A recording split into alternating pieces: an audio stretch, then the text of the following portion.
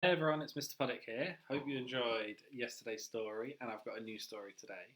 The story I'm reading today is one of my favourite traditional tales. It is Jack and the Beanstalk. So let's have a read.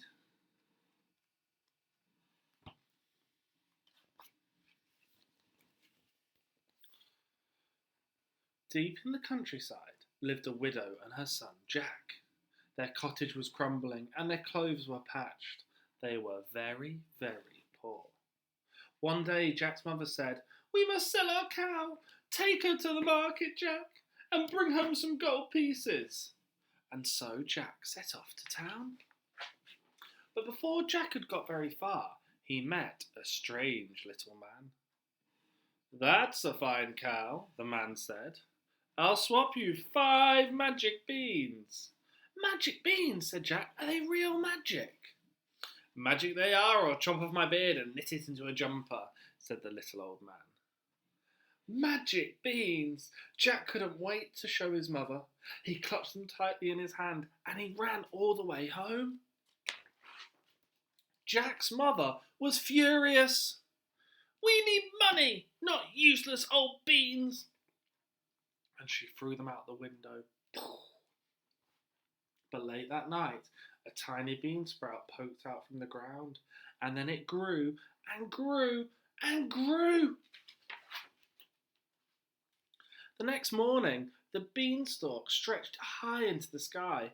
"The beans were magic," Jack cried. "But what's at the top?" Jack climbed up and up and up the beanstalk. At last he reached the top.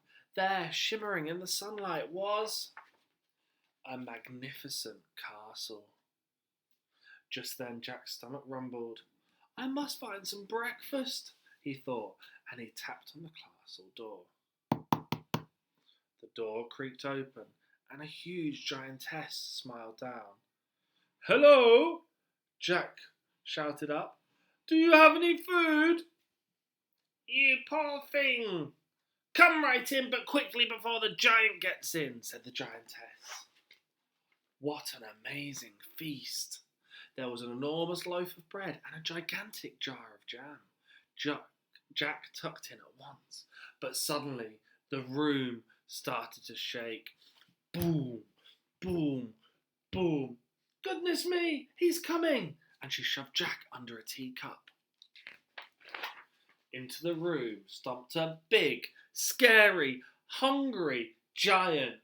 "Fee, fi, fo, fum. I smell the blood of an Englishman. Be he alive or be he dead, I'll grind his bones to make my bread." "Don't be silly, there's nobody here," the giantess said.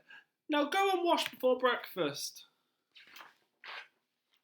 Jack trembled and shook. "I must leave now," he thought. He was halfway down the hallway when he heard a squawk. It was a hen with bright golden feathers. "Help!" she clucked. "Set me free and I'll lay you golden eggs every morning." Jack scooped up the hen, but then he heard huge footsteps thundering after them.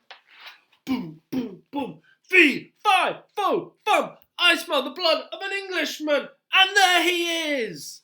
Jack raced out the door. He jumped down the beanstalk. And he slid down the beanstalk, down, down, down, all the way back to his cottage. "Mum, quick, get the axe," he shouted. Jack's mum swung the axe at the beanstalk. Thwack!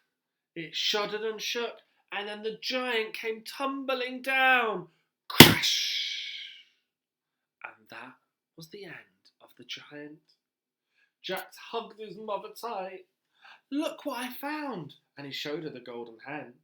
"Oh, Jack, I'm so glad you're safe. And you were right about those magic beans."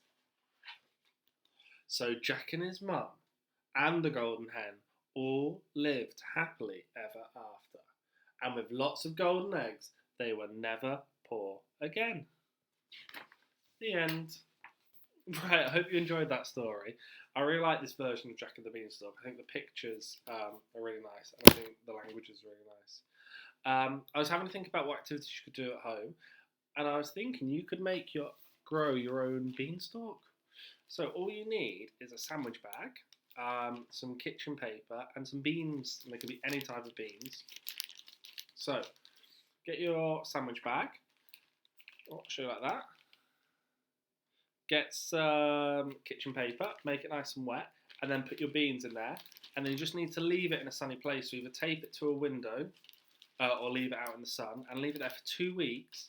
And it'll start to grow in the bag, and you might get your own beanstalk in there.